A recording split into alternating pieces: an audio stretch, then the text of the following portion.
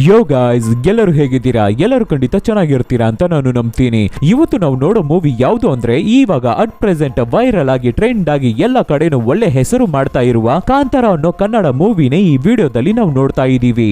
ಒಳ್ಳೆ ಸಿನಿಮಾಗಳನ್ನ ಇಷ್ಟಪಡುವ ನನ್ನನ್ನು ಅಣ್ಣ ತಮ್ಮ ಮಚ್ಚ ಫ್ರೆಂಡು ಅಂತ ಪ್ರೀತಿಯನ್ನ ತೋರಿಸುವ ಎಲ್ಲರಿಗೂ ನಮಸ್ಕಾರ. ಈ ಮೂವಿಯ ಟ್ರೈಲರ್ ಬಂದಿದ ತಕ್ಷಣನೇ ಫಸ್ಟ್ ಡೇ ಫಸ್ಟ್ ಶೋ ನೋಡ್ಬೇಕು ಅಂತ ನಾನು ತುಂಬಾನೇ ವೆಯ್ಟ್ ಮಾಡ್ತಾ ಇದ್ದೆ. ಬಟ್ ಆದ್ರೆ ಅಷ್ಟರಲ್ಲಿ ನಾನು ಬೇರೆ ಕಡೆ ಶಿಫ್ಟ್ ಆಗೋ ರೀತಿ ಆಗೋಯ್ತು. ಇವಾಗ ನಾನು ಬೇರೆ ಸ್ಟೇಟ್ ಅಲ್ಲಿ ಇದ್ದೀನಿ. ಸರಿ, ಓಕೆ, ಇವಾಗ್ಲಾದ್ರೂ ಹೋಗಿ ಮೂವಿಯನ್ನ ನೋಡೋಣ ಅಂತ ಟಿಕೆಟ್ ಬುಕ್ ಮಾಡೋಣ ಅಂತ ಅಪ್ಲಿಕೇಶನ್ ಓಪನ್ ಮಾಡಿದ್ರೆ ಟಿಕೆಟೇ ಸಿಗ್ತಾ ಇಲ್ಲ ಕಾಂತಾರ ಮೂವಿಗೆ. ಅಷ್ಟೊಂದು ವೈರಲ್ ಆಗಿ ಟ್ರೆಂಡಿಂಗ್ ಆಗಿ ಹೋಗ್ತಾ ಇದೆ ಮೂವಿ. ಎಲ್ಲಾ ಶೋಸ್ ಹೌಸ್ಫುಲ್ ಆಗಿ ಹೋಗ್ತಾ ಇದೆ ಬೇರೆ ಸ್ಟೇಟ್ಸ್ ಅಲ್ಲಿ ಕೂಡ. ಅದು ಮಾತ್ರ ಇಲ್ಲ, ಈ ಮೂವಿ ರಿಲೀಸ್ ಆಗಿದ್ದ 2ನೇ ದಿನಕ್ಕೇನೆ ನಮ್ಮ ಚಾನಲ್ ಸಬ್ಸ್ಕ್ರೈಬರ್ಸ್ ತುಂಬಾ ಜನ ಕಾಂತಾರ ಮೂವಿಯನ್ನ ಎಕ್ಸ್ಪ್ಲೈನ್ ಮಾಡಿ, ಕಾಂತಾರ ಮೂವಿಯನ್ನ ರಿವ್ಯೂ ಮಾಡಿ ಅಂತ ತುಂಬಾ ಜನ ಕಮೆಂಟ್ ಮಾಡಿದ್ರು. ಯಾಕೆ north Indian movie review channels ಕೂಡ ಈ ಮೂವಿಗೆ ಖಂಡಿತ ಆಸ್ಕರ್ ಸಿಗುತ್ತೆ. Oh my god, what a movie, awesome movie, ಆ ತರ ಎಲ್ಲ ರಿವ್ಯೂ ಕೊಟ್ಟಿದ್ದಾರೆ, ಅಷ್ಟು ಚೆನ್ನಾಗಿ ರಿವ್ಯೂ ಕೊಟ್ಟಿದ್ದಾರೆ. ಆವಾಗ ನನ್ನ ಮನಸ್ಸಲ್ಲಿ ನನಗೆ ಟಿಕೆಟೇ ಸಿಗ್ತಾ ಇಲ್ವಲ್ಲ ಗುರು, ಆ ತರ ಫೀಲ್ ಆಯ್ತು. ಆದ್ರೂ ಪರವಾಗಿಲ್ಲ, ಅಟ್ ಲಾಸ್ಟ್ ಫೈನಲಿ ನನಗೆ ಟಿಕೆಟ್ ಸಿಕ್ಕಾಯ್ತು, ಮೂವಿಯನ್ನು ನೋಡಾಯ್ತು. ಅದಕ್ಕೆ ಇವಾಗ ನಿಮಗೆ ಎಕ್ಸ್ಪ್ಲೈನ್ ಮಾಡೋಕು ಬಂದಾಯ್ತು. ಸೊ ನೋಡೋಕು ಮುಂಚೆ ನೀವು ನಮ್ಮ ಚಾನಲ್ ಗೆ ಹೊಸಬರಾಗಿದ್ರೆ, ಇನ್ನ ಸಬ್ಸ್ಕ್ರೈಬ್ ಆಗಿಲ್ಲ ಅಂದ್ರೆ ದಯವಿಟ್ಟು ಸಬ್ಸ್ಕ್ರೈಬ್ ಮಾಡದೇ ಇರೋರು ಸಬ್ಸ್ಕ್ರೈಬ್ ಮಾಡ್ಕೊಳ್ಳಿ, ಮರ್ಯಾದೆ ಬೆಲ್ ಐಕಾನ್ ಪ್ರೆಸ್ ಮಾಡಿ. ನೀವು ಮಾಡೋ ಸಬ್ಸ್ಕ್ರಿಪ್ಷನ್, ಶೇರ್, ಲೈಕ್, ಕಮೆಂಟ್ಸ್ ನಮಗೆ ಮೋಟಿವೇಶನಲ್ ಆಗಿರುತ್ತೆ. ಫಾಲೋ ಮಾಡದೇ ಇರೋರು ಫಾಲೋ ಮಾಡ್ಕೊಳ್ಳಿ. ಸರಿ, ಓಕೆ, ಇವಾಗ ಕತೆ ಒಳಗಡೆ ಹೋಗೋಣ.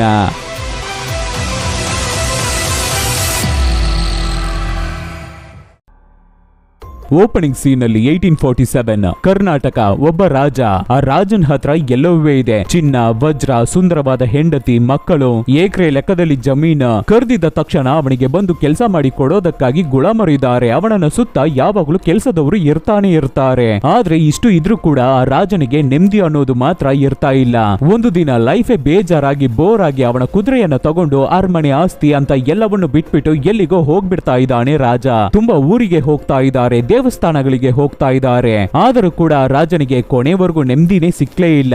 ಸೊ ಕೊನೆಯದಾಗಿ ಒಂದು ಕಾಡು ಒಳಗಡೆ ಹೋಗ್ತಾ ಇದ್ದಾರೆ ರಾಜ. ಆವಾಗ ಕಾಡಲ್ಲಿ ಆ ಕಾಡಿನ ಜನ ಅವರ ದೇವರನ್ನ ಪೂಜೆ ಮಾಡೋದನ್ನ ನೋಡ್ತಾನೆ ಈ ರಾಜ. ಅದಕ್ಕೆ ಈ ರಾಜ ಆ ಕಾಡು ಜನರ ಹತ್ರ ಇವನಿಗೆ ಇರುವ ಪ್ರಾಬ್ಲಮ್ ಅನ್ನ ಹೇಳಿ ಅವರ ದೇವರನ್ನ ನನಗೆ ಕೊಟ್ಬಿಡಿ ಅಂತ ಕೇಳ್ತಾನೆ.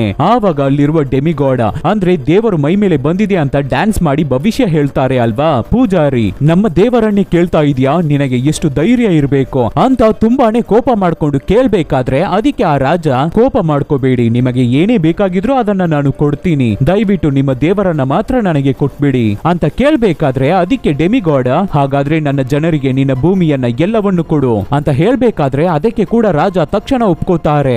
ಆವಾಗ ಡೆಮಿಗಾಡ್ ರಾಜನನ್ನ ನೋಡಿ ಏನ್ ಹೇಳ್ತಾರೆ ಅಂದ್ರೆ, ಎಲ್ಲ ತರದ ನೆಮ್ಮದಿನೂ ನಿನಗೆ ಅದ್ಭುತವಾಗಿ ಸಿಗುತ್ತೆ. ಆದ್ರೆ ಏನಾದ್ರೂ ಮಿಸ್ ಆಗಿ ನೀನು ಕೊಟ್ಟಿದ್ದ ಮಾತಿಂದ ನೀನು ಹಿಂಜರಿದ್ರೆ, ಇಲ್ಲ ನೀನು ಕೊಟ್ಟಿದ್ದ ಮಾತನ್ನ ಕಾಪಾಡ್ಕೊಳ್ಳೋಕೆ ಮಿಸ್ ಮಾಡ್ಕೋಬಿಟ್ರೆ, ನಿನ್ನ ಕುಟುಂಬವನ್ನ ನಮ್ಮ ದೇವರ ಹತ್ರ ಇಂದ ಕಾಪಾಡೋಕೆ ಆಗಲ್ಲ ಅಂತ ಹೇಳ್ತಾರೆ. ಇವಾಗ ಹಾಗೆ ಕಟ್ ಮಾಡಿದ್ರೆ 130 ವರ್ಷಗಳ ನಂತರ 1970ರಲ್ಲಿ ನಮ್ಮ ಹೀರೋ ಅವನ ತಂದೆಯನ್ನ ನಮಗೆ ತೋರಿಸ್ತಾರೆ. ಹೀರೋ ಅವನ ತಂದೆ ಒಂದು ಡೆಮಿಗಾಡ್ ಆಗಿದ್ದಾರೆ. ಅದೇ ದೇವರು ಮೈ ಮೇಲೆ ಬಂತು ಅಂತ ಡ್ಯಾನ್ಸ್ ಮಾಡಿ ಭವಿಷ್ಯ ಹೇಳ್ತಾರಲ್ಲ, ಆ ಕೆಲಸ ಮಾಡ್ತಾ ಇದ್ದಾರೆ. ಅದನ್ನ ಕನ್ನಡದಲ್ಲಿ ಏನಂತ ಹೇಳ್ತಾರೆ ಅದನ್ನ ಕಮೆಂಟ್ ಬಾಕ್ಸ್ ಅಲ್ಲಿ ಕಮೆಂಟ್ ಮಾಡಿ. ಆ ರಾಜನ ಕುಟುಂಬದ ವಂಶದಿಂದ ಬಂದ, ಬ್ಲಡ್ ಲೈನ್ ಇಂದ ಬಂದ ಒಬ್ಬ ಜಮೀನ್ದಾರ್. ಆ ಜಮೀನ್ದಾರ್ ಏನ್ ಮಾಡ್ತಾನೆ ಅಂದ್ರೆ, ನಮ್ಮ ಹೀರೋ ಅವನ ತಂದೆ ಹತ್ರ ಬಂದು ಆ ಊರ್ ಜನ ಎಲ್ಲರ ಹತ್ರನು ಜಗಳ ಮಾಡ್ಕೊಂಡು, ನಮ್ಮ ಹೀರೋ ಅವನ ತಂದೆ ಡೆಮಿಗಾಡ್ ಹತ್ರ ಬಂದು, ಈ ಭೂಮಿ, ಈ ಗ್ರಾಮದ ಜನರು ಇಲ್ಲಿ ವಾಸವಾಗಿರುವ ಭೂಮಿ ನಮಗೆ ಸೇರಿದ್ದು, ಇದು ಯಾವಾಗ ಮತ್ತೆ ನಮಗೆ ಸಿಗುತ್ತೆ ಅಂತ ನಿಮ್ಮ ದೇವರ ಹತ್ರ ಕೇಳಿ ಹೇಳು ಅಂತ ಕೇಳ್ಬೇಕಾದ್ರೆ, ಅದಕ್ಕೆ ಆ ಡೆಮಿಗಾಡ್ ನಮ್ಮ ಹೀರೋ ಅವರ ತಂದೆ, ಸರಿ ನಿನ್ನ ಭೂಮಿಯನ್ನ ನಿನಗೆ ಕೊಟ್ಬಿಡೋಣ, ಆದ್ರೆ ಇಷ್ಟು ವರ್ಷ ನಿನಗೆ ಸಿಕ್ಕಿದ ನೆಮ್ಮದಿಯನ್ನ ನೀನು ರಿಟರ್ನ್ ಕೊಡೋಕೆ ಆಗುತ್ತಾ ಅಂತ ಕೇಳ್ಬೇಕಾದ್ರೆ, ಆ ಸಮಯದಲ್ಲಿ ಆ ಜಾಗದಲ್ಲಿ ಯಾರುವೇ ಎಕ್ಸ್ಪೆಕ್ಟ್ ಮಾಡದೇ ಇರೋ ಒಂದು ಸೀನ್ ನಡೆಯುತ್ತೆ. ಇವಾಗ ಮತ್ತೆ ಒಂದು 20 ವರ್ಷದ ನಂತರ ನಮ್ಮ ಹೀರೋವನ್ನ ನಮಗೆ ತೋರಿಸ್ತಾರೆ. ಆವಾಗಲೂ ಕೂಡ ಆ ಕಾಲದಲ್ಲಿ ಕೂಡ ಆ ಟೈಮಲ್ಲಿ ಕೂಡ ಅದೇ ಪ್ರಾಬ್ಲಮ್ ನಡೀತಾ ಇದೆ. ಆವಾಗಿರುವ ಜಮೀನ್ದಾರ ಆ ಊರ್ ಜನ ಹತ್ರ ಇಂದ ಅವರ ಭೂಮಿಯನ್ನ ಕಿತ್ಕೋಬೇಕು ಅಂತ ಅನ್ಕೋತಾರೆ. ಇನ್ನೊಂದು ಕಡೆ ಆ ಗ್ರಾಮದ ಜನರು ಫಾರೆಸ್ಟ್ ಲ್ಯಾಂಡ್ ಅಲ್ಲಿ ವಾಸವಾಗಿದ್ದಾರೆ. ಅದನ್ನ ಹೇಗಾದ್ರೂ ಕ್ಯಾಪ್ಚರ್ ಮಾಡಬೇಕು ಅಂತ ಟ್ರೈ ಮಾಡ್ತಾ ಇರ್ತಾರೆ forest department.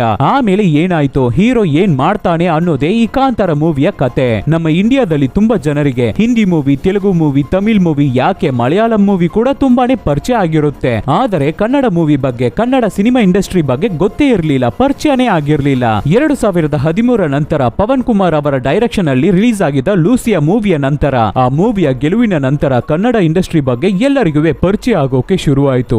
Especially Rakshit Shetty, Rishabh Shetty, Raj B Shetty ಇವರು ಮೂವರು ಕೋಸ್ಟಲ್ ಕರ್ನಾಟಕದಲ್ಲಿ ನಡೆಯುವ ಕಥೆಗಳನ್ನ ಬೇಸಾಗಿ ಇಟ್ಟು ಮೂವಿಯನ್ನ ಮಾಡಿ ರಿಲೀಸ್ ಮಾಡ್ತಾ ಇದ್ರು. ಇಂಡಿಯನ್ ಸಿನಿಮಾ ಪ್ರೇಮಿಗಳಿಗೆ ಒಂದು ಹೊಸ ಪ್ರಪಂಚವನ್ನೇ ತೋರಿಸಿದ್ರು ಅಂತ ಹೇಳ್ಬಹುದು. ಆ ಲೈನ್ ಅಲ್ಲಿ ತುಂಬಾನೇ ಅದ್ಭುತವಾದ ಮೂವಿನೇ ಈ Kantara. Global warming, environment, caste difference, tribes face ಮಾಡುವ ಕಷ್ಟಗಳು ಅಂತ ತುಂಬಾ ವಿಷಯಗಳನ್ನ ಸಬ್ ಟೆಕ್ಸ್ಟ್ ಆಗಿ ಮಾತಾಡಿರುವ ಮೂವಿನೇ ಕಾಂತಾರ. ಆ ಜನರ ನಂಬಿಕೆ, ಹ್ಯಾಬಿಟ್ಸ್, ಅವರ ಪೂರ್ವ ಜನರ ಕತೆ ಅಂತ ಎಲ್ಲವನ್ನು ಈ ಮೂವಿ ಒಳಗಡೆ ತುಂಬಾ ಸೂಪರ್ ಆಗಿ ತಗೊಂಡು ಬಂದಿದ್ದಾರೆ. ಬೂದಕುಳ ಅನ್ನೋ ಸ್ಪಿರಿಟ್ ವರ್ಷಿಪ್ ಆಗ್ಲಿ, ಆ ಡ್ಯಾನ್ಸ್ ಪರ್ಫಾರ್ಮೆನ್ಸ್, ಎಮ್ಮೆ ರೇಸ್, ಕಾಡ್ ಹಂದಿಯನ್ನ ಬೇಟೆ ಆಡೋದು ಅಂತ ಅಲ್ಲಿರುವ ಟ್ರೈಬ್ಸ್ ನ ಲೈಫ್ ಸ್ಟೈಲ್ ಅನ್ನ ತುಂಬಾ ಸೂಪರ್ ಆಗಿ ಈ ಮೂವಿಯಲ್ಲಿ ತೋರಿಸಿದ್ದಾರೆ. ಆಲ್ಮೋಸ್ಟ್ 2.5 ಗಂಟೆ ಟೈಮ್ ಆ ಗ್ರಾಮದ ಒಳಗಡೆ ನಾವೇ ಇದ್ಬಿಟ್ಟು ಬಂದ ಹಾಗೇನೆ ನಮಗೆ ಫೀಲ್ ಆಗುತ್ತೆ. ಅಷ್ಟು ಚೆನ್ನಾಗಿ ಮಾಡಿದ್ದಾರೆ. ಆ ಪ್ರಪಂಚದ ಒಳಗಡೆ ಆಡಿಯನ್ಸ್ ತುಂಬಾ ಈಸಿಯಾಗಿ ಅಬ್ಸರ್ವ್ ಮಾಡ್ಕೋತಾರೆ. ಈ ಮೂವಿಯ ಡೈರೆಕ್ಟರ್ ಮತ್ತೆ ಹೀರೋವಾದ ರಿಷಬ್ ಶೆಟ್ಟಿ ಅವರ ಚಿಕ್ಕ ವಯಸ್ಸಿನಲ್ಲಿ 1990ರಲ್ಲಿ ತನ್ನ ಊರ್ ಜನರಿಗೂ ಫಾರೆಸ್ಟ್ ಡಿಪಾರ್ಟ್ಮೆಂಟ್ ಮಧ್ಯೆ ನಡೆದಿದ್ದ ಜಗಳದ ಬಗ್ಗೆನೆ ಬೇಸಾಗಿಟ್ಟು ಈ ಸ್ಟೋರಿಯನ್ನ ಬರ್ದಿದ್ದಾರಂತೆ. ಅದೇ ತರ ಚಿಕ್ಕದರಿಂದ ಇವರು ಕೇಳಿ ಬೆಳೆದಿದ್ದ ಕತೆಗಳೇ ಈ ಮೂವಿಯನ್ನ ಮಾಡೋಕೆ ಇನ್ಸ್ಪಿರೇಷನ್ ಆಗಿ ಇತ್ತು ಅಂತ ಹೇಳಿದ್ದಾರೆ. ಈ ಮೂವಿ ಒಳಗಡೆ ಆ ಜನರ ಕಥೆಯನ್ನು, ಅವರ ನಂಬಿಕೆಯನ್ನು, ಮೂಢ ನಂಬಿಕೆಯನ್ನು, ಅವರುಗಳ ಮಿಥಾಲಜಿಯನ್ನು ತುಂಬಾನೇ ಸೂಪರ್ ಆಗಿ ವಿಜುವಲ್ ಆಗಿ ತಂದಿದ್ದಾರೆ ರಿಷಬ್ ಶೆಟ್ಟಿ. ಆಲ್ರೆಡಿ ಹೇಳಿದ ಹಾಗೆ ಈ ಮೂವಿಯಲ್ಲಿ 3 ಬೇರೆ ಬೇರೆ ಟೈಮಿಂಗ್ ಅಲ್ಲಿ ನಡೆಯುವ ಕಥೆಯನ್ನ ತೋರಿಸ್ತಾರೆ. ಒಂದೇ ಕುಟುಂಬವನ್ನ ಸೇರಿದ 3 ಜನರು, ಅಂದ್ರೆ ಆ ರಾಜದ ಕುಟುಂಬವನ್ನ ಸೇರಿದ 3 ಜನ, ಆ ಜನರನ್ನು ಅವರು ವಾಸ ಇರುವ ಭೂಮಿಯನ್ನು ಬೇರೆ ಬೇರೆ ರೀತಿ ನೋಡ್ತಾ ಇದ್ದಾರೆ. ಪರ್ಟಿಕ್ಯುಲರ್ ಆಗಿ 1970ರಲ್ಲೂ 90ರಲ್ಲೂ ಬರುವ ಆ 2 ಕ್ಯಾರೆಕ್ಟರ್ಸ್ ಆ ಜನರ ಹತ್ರ ಇಂದ ಆ ಭೂಮಿಯನ್ನ ಕಿತ್ಕೊಳ್ಳೋದಕ್ಕಾಗಿ ಏನೆಲ್ಲ ಮಾಡ್ತಾರೆ, ಬೇರೆ ಬೇರೆ ರೀತಿ ಅಪ್ರೋಚ್ ಮಾಡ್ತಾರೆ. ಒಬ್ಬರು ಡೈರೆಕ್ಟ್ ಕೋರ್ಟ್ಗೆ ಹೋಗ್ತೀನಿ ಅಂತ ಹೇಳ್ತಾರೆ, ಹೆದರಿಸ್ತಾರೆ. ಇನ್ನೊಬ್ಬರು ತುಂಬಾ ಸ್ಟ್ರಾಟಜಿಕಲ್ ಆಗಿ ಮೂವ್ ಮಾಡ್ತಾರೆ. ಮೂವಿಯಲ್ಲಿ ಚಿಕ್ಕ ಚಿಕ್ಕದಾಗಿ ತುಂಬಾನೇ ಹಿಡನ್ ಡೀಟೇಲ್ಸ್ ಇದೆ. ಎಕ್ಸಾಂಪಲ್, ಹೀರೋ ಅವನ ಊರ್ ಜನರ ವರ್ಷಿಪ್ ಗಾಡ್, ವಿಷ್ಣು ಅವರ ವರಾಹ ಅವತಾರ. ಆದ್ರೆ ಆ ಊರ್ ಬಗ್ಗೆನೋ ಆ ಜನರ ಬಗ್ಗೆನೋ ಯಾವ್ದರ ಬಗ್ಗೆನೋ ದೊಡ್ಡದಾಗಿ ಕೇರೆ ಮಾಡದೆ ಇರುವ ನಮ್ಮ ಹೀರೋ, ತುಂಬಾ ಇರ್ರೆಸ್ಪಾನ್ಸಿಬಲ್ ಆಗಿ ಇರೋ ನಮ್ಮ ಹೀರೋ ಯಾವಾಗ್ಲೂ ಬೇಟೆ ಆಡೋದೆ ಆ ಕಾಡಲ್ಲಿ ಇರುವ ಹಂದಿಗಳನ್ನೇ. ಮೂವಿಯ ಸ್ಟಾರ್ಟಿಂಗ್ ಅಲ್ಲಿ 1970ರಲ್ಲಿ ಬರುವ ಹೀರೋ ರಿಷಬ್ ಶೆಟ್ಟಿ ಅವರ ಆಕ್ಟಿಂಗ್ ಸೂಪರ್ ಆಗಿದೆ. ಅದ್ರ ಕಂಟಿನ್ಯೂಟಿ ಆಗಿ ಬರುವ ಸೀನ್ಸ್ ಮೂವಿಯ ಟೈಟಲ್ ಹಾಕ್ಬೇಕಾದ್ರೆ ಲಿಟ್ರಲಿ ನಮಗೆ ಗೂಸ್ ಬಂಪ್ಸ್ ಕೊಡೋ ರೀತಿನೇ ಇರುತ್ತೆ, ಫೀಲ್ ಆಗುತ್ತೆ. ಆಮೇಲೆ ಬರುವ ಆ ಎಮ್ಮೆ ರೇಸಿನ ಸೀನ್ ಅನ್ನ ಕೂಡ ತುಂಬಾ ಸೂಪರ್ ಆಗಿ ವಿಜುವಲ್ ಆಗಿ ಸಿನಿಮಾ ಮಾಡಿದ್ದಾರೆ. ಆಮೇಲೆ ಮೂವಿ ಪೂರ್ತಿ ಬರುವ ಸೀನ್ಸ್ ಅಲ್ಲಿ ತುಂಬಾ ಜಾಗಗಳಲ್ಲಿ ಸ್ಪೈನ್ ಚಿಲ್ಲಿಂಗ್ ಮೂವ್ಮೆಂಟ್ಸ್ ಆಗಿ ಇರುತ್ತೆ. ಸಪರೇಟ್ ಆಗಿ ಯಾವುದು ಕಾಮಿಡಿ ಟ್ರ್ಯಾಕೇ ಇಲ್ಲ ಅಂದ್ರೂ ಕೂಡ ಮೂವಿಯಲ್ಲಿ ಬರುವ ಕಾಮಿಡಿ ಸೀನ್ಸ್ ಗೆ ಒಳ್ಳೆ ರೆಸ್ಪಾನ್ಸ್ ಇದೆ ಥಿಯೇಟರ್ ಅಲ್ಲಿ. ಎಕ್ಸಾಂಪಲ್, ಸರ್ ನೀವು ಇದನ್ನ ಟ್ರೈ ಮಾಡಿ ನೋಡಿ, ತಲೆಗೆ ಹಚ್ಕೊಳ್ಳಿ ಈ ಆಯಿಲ್ ಅನ್ನ, ನಿಮಗೂ ಕೂದಲು ಬೆಳೆಯುತ್ತೆ ಅಂತ ಫಾರೆಸ್ಟ್ ಆಫೀಸರ್ ಹತ್ರನೇ ಹೇಳುವ ಕಾಮಿಡಿ ತುಂಬಾನೇ ಚೆನ್ನಾಗಿರುತ್ತೆ. ಏನಿಕಯ್ಯ ರೇಷನ್ ಕಾರ್ಡ್ ಅನ್ನ ತಂದಿದ್ಯಾ, ಇಲ್ಲಿ ಏನು ಹಕ್ಕಿ ಕೊಡ್ತಾ ಇದ್ದಾರಾ, ಸೀಮೆನೆ ಕೊಡ್ತಾ ಇದ್ದಾರಾ ಅಂತ ಲಾಯರ್ ಕೇಳುವ ಕಾಮಿಡಿ ತುಂಬಾ ಸೂಪರ್ ಆಗಿರುತ್ತೆ. ಹೀರೋ ಅವನ ಫ್ರೆಂಡ್ಸ್ ಜೈಲಿಂದ ತಪ್ಪಿಸ್ಕೊಳ್ಳೋದನ್ನ ಕೂಡ ತುಂಬಾ ಕಾಮಿಡಿ ಆಗಿ ಮಾಡಿರ್ತಾರೆ. ಕಾಂತಾರ ಟೆಕ್ನಿಕಲ್ ಆಗಿ ತುಂಬಾನೇ ಬ್ರಿಲಿಯಂಟ್ ಆದ movie. Sound design, CG work, set work, stunt work ಅಂತ ಎಲ್ಲ ಡಿಪಾರ್ಟ್ಮೆಂಟ್ ತುಂಬಾ ಸೂಪರ್ ಆದ ಚೆನ್ನಾಗಿರುವ ಕೆಲಸವನ್ನ ಮಾಡಿದ್ದಾರೆ. ತುಂಬಾ ದೊಡ್ಡ ಬಡ್ಜೆಟ್ ಅಲ್ಲಿ ಈ ಮೂವಿಯನ್ನ ಮಾಡದೇ ಇದ್ರೂ ಕೂಡ ಎಲ್ಲ ವಿಷಯಗಳನ್ನು ತುಂಬಾ ಹುಷಾರಾಗಿ ನೋಡಿ ನೋಡಿ ಮಾಡಿದ್ದಾರೆ ಈ ಸಿನಿಮಾವನ್ನ. ಅರವಿಂದ್ ಕಶ್ಯಪ್ ಅವರ ಲೈಟ್ ಎಫೆಕ್ಟ್ಸ್ ಬಗ್ಗೆ ಹೇಳಲೇಬೇಕು. ಈ ಮೂವಿಗೆ ಅದು ತುಂಬಾನೇ ದೊಡ್ಡ ಸಪೋರ್ಟ್, ಸ್ಟ್ರೆಂತ್ ಆಗಿದೆ. ಆ ಎಮ್ಮೆ ರೇಸ್ ಆಗ್ಲಿ, ಕಾಡಲ್ಲಿ ಬರುವ ನೈಟ್ ಸೀನ್ಸ್ ಆಗ್ಲಿ, ಇವನ್ನೆಲ್ಲ ನೀವು ನೋಡ್ಬೇಕಾದ್ರೇನೆ ನಿಮಗೆ ಗೊತ್ತಾಗಬಹುದು ನಾನು ಏನ್ ಹೇಳೋಕೆ ಬರ್ತಾ ಇದ್ದೀನಿ ಅಂತ. ಅಜನೀಶ್ ಲೋಕನಾಥ್ ಅವರ ಮ್ಯೂಸಿಕ್ ಅಲ್ಲಿ ಬರುವ ಸಾಂಗ್ಸ್ ಮತ್ತೆ back ground music, BGM wow wow wow ಅಷ್ಟು ಸಖತ್ತಾಗಿದೆ. ಎಸ್ಪೆಷಲಿ ಈ ಮೂವಿಯ ಸ್ಟಾರ್ಟಿಂಗ್ ಅಲ್ಲಿ ನಮ್ಮ ಮೂವಿಯ ಹೀರೋ ಅವನ ತಂದೆ ಡೆಮಿಗಾಡ್ ಆಗಿ ಬಂದು ಡ್ಯಾನ್ಸ್ ಮಾಡುವ ಸಾಂಗ್ ಗೂಸ್ ಬಂಪ್ಸ್. ಭೂತಕುಳ ಅನ್ನೋ ಸಾಂಗ್ ಅನ್ನ ಕೇಳಿ ನೋಡಿ, ತುಂಬಾನೇ ಹಾಟಿಂಗ್ ಆದ ಟ್ರ್ಯಾಕ್. ಅದೇ ತರ ಫಾರೆಸ್ಟ್ ಆಫೀಸರ್ ವಿಲೇಜ್ ಒಳಗಡೆ ಬಂದು ಸರ್ವೆ ಮಾಡಬೇಕಾದ್ರೆ ಆವಾಗ ಬರುವ ಬ್ಯಾಕ್ ಗ್ರೌಂಡ್ ಮ್ಯೂಸಿಕ್, ಸ್ಟಂಟ್ ಆಗ್ಲಿ, ಕೋರಿಯೋಗ್ರಫಿ ಆಗ್ಲಿ ಅಷ್ಟು ಚೆನ್ನಾಗಿರುತ್ತೆ. ಒಂದೊಂದು ಫೈಟ್ ಸೀಕ್ವೆನ್ಸ್ ಹಾಗೆ ಗೂಸ್ ಬಂಪ್ಸ್ ಆಗುತ್ತೆ. ಈ ಮೂವಿ ಬಗ್ಗೆ ಸರಿಯಾಗಿ ಹೇಳ್ಬೇಕು ಅಂದ್ರೆ ಈ ಮೂವಿಯ ಸ್ಟಾರ್ಟಿಂಗ್ 15 ಮಿನಿಟ್ಸ್, ಲಾಸ್ಟ್ ಅಲ್ಲಿ ಬರುವ ಕ್ಲೈಮ್ಯಾಕ್ಸ್ ಹಾಫ್ ಅನ್ ಅವರ್ ಈ ಮೂವಿಯ ಯುನಿಕ್ ಸೆಲ್ಲಿಂಗ್ ಪಾಯಿಂಟ್ ಅಂತ ಹೇಳ್ಬಹುದು. ಅದಕ್ಕೆ ತುಂಬಾ ಇಂಪಾರ್ಟೆಂಟ್ ಆದ ಕಾರಣ ಏನು ಅಂದ್ರೆ ರಿಷಬ್ ಶೆಟ್ಟಿ ಅವರ ಪರ್ಫಾರ್ಮೆನ್ಸ್. ಇನ್ನ ಪರ್ಟಿಕ್ಯುಲರ್ ಆಗಿ ಹೇಳ್ಬೇಕು ಅಂದ್ರೆ ಕ್ಲೈಮ್ಯಾಕ್ಸ್ 10 ಮಿನಿಟ್ಸ್ ಅಲ್ಲಿ ರಿಷಬ್ ಶೆಟ್ಟಿ ಸುಮ್ನೆ ಹಾಗೆ ಚಿಂದಿ ಮಾಡ್ಬಿಟ್ಟಿದ್ದಾರೆ ಆಕ್ಟಿಂಗ್ ಅಲ್ಲಿ. ಖಂಡಿತ ಈ ಮೂವಿಗಾಗಿ ರಿಷಬ್ ಶೆಟ್ಟಿಗೆ ತುಂಬಾ ಅವಾರ್ಡ್ಸ್ ಗಳು ಸಿಗುತ್ತೆ ಅನ್ನೋದ್ರಲ್ಲಿ ಡೌಟೇ ಇಲ್ಲ. ರಿಷಬ್ ಶೆಟ್ಟಿಗೆ ನಂತರ ಈ ಮೂವಿಯಲ್ಲಿ ಇನ್ನೊಬ್ಬ ಶೋ ಸ್ಟೀಲರ್ ಅಂದ್ರೆ ಅದು ಕಿಶೋರೆ. ತುಂಬಾನೇ ಸ್ಟ್ರಿಕ್ಟ್ ಆಗಿರುವ, ತಾಳ್ಮೆಯಿಂದ ಇರುವ ಫಾರೆಸ್ಟ್ ಆಫೀಸರ್ ಆಗಿ ಆಕ್ಟ್ ಮಾಡಿರುವ ಕಿಶೋರ್ ತುಂಬಾ ಕ್ಲಾಸ್ ಆದ ಸಟಲ್ ಆದ ಆಕ್ಟಿಂಗ್ ಇಂದ ನಮ್ಮನ್ನ ಹಾಗೆ ಡೈವರ್ಟ್ ಮಾಡಿ ಅವರ ಹತ್ರ ಹೇಳ್ಕೊತಾ ಇದ್ದಾರೆ. ಜಮೀನ್ದಾರ್ ಆಗಿ ಆಕ್ಟ್ ಮಾಡಿರುವ ಅಚ್ಯುತ್ ಕುಮಾರ್ ಕೂಡ ತುಂಬಾ ಚೆನ್ನಾಗಿ ಆಕ್ಟ್ ಮಾಡಿದ್ದಾರೆ. ಈ ಮೂವಿಯಲ್ಲಿ ಬರುವ ಪ್ರಾಬ್ಲಮ್ಸ್, ತುಂಬಾ ದೊಡ್ಡ ಮೈನಸ್ ಗಳು ಯಾವುದು ಅಂದ್ರೆ ಈ ಮೂವಿಯಲ್ಲಿ ಬರುವ ಕೆಲವೊಂದು ಕ್ಯಾರೆಕ್ಟರ್ಸ್. ಹೀರೋ ಅವನ ತಾಯಿ ಕ್ಯಾರೆಕ್ಟರ್ ಮತ್ತೆ ಹೀರೋಯಿನ್ ಕ್ಯಾರೆಕ್ಟರ್, ಈ ಕ್ಯಾರೆಕ್ಟರ್ಸ್ ಮೂವಿ ಪೂರ್ತಿ ಕೊನೆವರೆಗೂ ಬಂದ್ರು ಕೂಡ ಆ ಕ್ಯಾರೆಕ್ಟರ್ಸ್ ಗಳಿಂದ ಏನು ದೊಡ್ಡ ಟ್ವಿಸ್ಟೇ ಇಲ್ಲ. ಆ ಕ್ಯಾರೆಕ್ಟರ್ಸ್ ಗಳಿಂದ ಆ ಕಥೆನು ಮೂವ್ ಆಗೋದಿಲ್ಲ.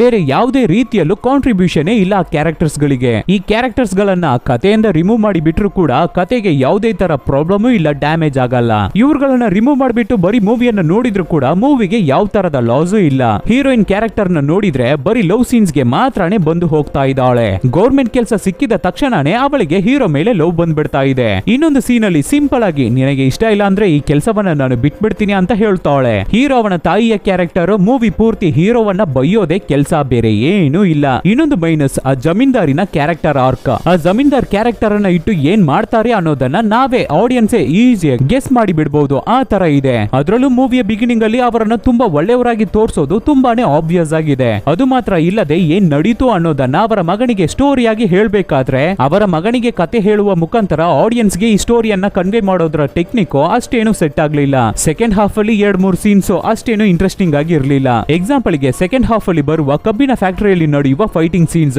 ಅಷ್ಟೇನು ಇಂಟ್ರೆಸ್ಟಿಂಗ್ ಆಗಿ ಇರಲಿಲ್ಲ. ಅದೇ ತರ ಈ ಮೂವಿಯನ್ನ ತುಂಬಾ ಇಂಟ್ರೆಸ್ಟಿಂಗ್ ಆಗಿ ಕಮರ್ಷಿಯಲ್ ಫಾರ್ಮೆಟ್ ಅಲ್ಲಿ ಕೊಡಬೇಕು ಅಂತ ಅನ್ಕೊಂಡಿದ್ದಾರೆ. ಆದ್ರೆ ಅವಾಗ ಮೂವಿಯ ಮಧ್ಯದಲ್ಲಿ ಇನ್ ಬಿಟ್ವೀನ್ ಅಲ್ಲಿ ಮೂವಿಯ ಕೋರ್ ಪ್ರಾಬ್ಲಮ್ ಏನೋ ಅದನ್ನ ಬಿಟ್ಟು ಸ್ಲೈಟ್ ಆಗಿ ಹೊರಗಡೆ ಬಂದಂಗೆ ಫೀಲ್ ಆಗುತ್ತೆ. ಅದು ಈ ಮೂವಿಯ ಸೀರಿಯಸ್ನೆಸ್ ಅನ್ನ ಸ್ವಲ್ಪ ಕಡಿಮೆ ಮಾಡಿದ ಹಾಗೆ ಫೀಲ್ ಆಗುತ್ತೆ. ಟೋಟಲ್ ಆಗಿ ಈ ಕಾಂತಾರ ಮೂವಿ ಹೇಗೆ ಅಂತ ಹೇಳಿದ್ರೆ 10ಗೆ 9.6 IMDb ಮಾರ್ಕ್ ಕೊಟ್ಟಿದ್ದಾರೆ, ರೇಟಿಂಗ್ ಕೊಟ್ಟಿದ್ದಾರೆ. ಹಾಗಾದ್ರೆ ಫೀಲ್ ಮಾಡ್ಕೊಳ್ಳಿ, ಇಂಡಿಯನ್ ಸಿನಿಮಾಗೆ ಈ ತರ ರೇಟಿಂಗ್ ಸಿಕ್ಕಿಲ್ಲ. ಅದ್ರಲ್ಲೂ ಈ ಮೂವಿಯನ್ನ ದಯವಿಟ್ಟು ಡೌನ್ಲೋಡ್ ಮಾಡಿ ನೋಡೋಕೆ ಹೋಗ್ಬೇಡಿ. ಥಿಯೇಟರ್ಗೆ ಹೋಗಿ ಥಿಯೇಟರ್ ಅಲ್ಲಿ ಕೂತು ಎಕ್ಸ್ಪೀರಿಯನ್ಸ್ ಮಾಡಿ. ಸಖತ್ತಾಗಿದೆ ವಿಜುವಲ್ ಎಫೆಕ್ಟ್ಸ್, ಸೌಂಡ್ ಎಫೆಕ್ಟ್ಸ್, ಅದ್ರಲ್ಲೂ ರಿಷಬ್ ಶೆಟ್ಟಿ ಅವರ ಆಕ್ಟಿಂಗ್ ಪರ್ಫಾರ್ಮೆನ್ಸ್ ಲಾಸ್ಟ್ 10 ಮಿನಿಟ್ಸ್ ಹಾಗೆ ಗೂಸ್ ಬಂಪ್ಸ್ ಆಗೋಯ್ತು. ನನ್ಗೇನೆ ದೆವ್ವ ಹಿಡ್ದಾಗೆ ಆಗ್ಬಿಡ್ತು, ಫೀಲ್ ಆಯ್ತು ಅಷ್ಟೇ, ನನಗೇನು ದೆವ್ವ ಹಿಡ್ದಿಲ್ಲ. I M okay. ಅದು ಮಾತ್ರ ಇಲ್ಲ, ನಮ್ಮ ಕನ್ನಡ ಸಿನಿಮಾ ಇಷ್ಟೊಂದು ದೊಡ್ಡ ಹೆಸರು, ಒಳ್ಳೆ ಹೆಸರು ಮಾಡ್ತಾ ಇದೆ. KGF, ಕಾಂತಾರ, ರೋಣ, ಈ ತರ ತುಂಬಾ ಸೂಪರ್ ಆಗಿರೋ ಸಿನಿಮಾಸ್ ಗಳು ಬರ್ತಾ ಇದೆ. ನಿಜವಾಗ್ಲೂ ನನಗೆ ಹೆಮ್ಮೆ ಆಗ್ತಾ ಇದೆ. Hands off Rishab Shetty sir. Upcoming movies ಅಲ್ಲಿ ನಮಗೂ ಏನಾದ್ರೂ ಚಾನ್ಸ್ ಇದ್ರೆ ಕೊಡಿ ಸರ್,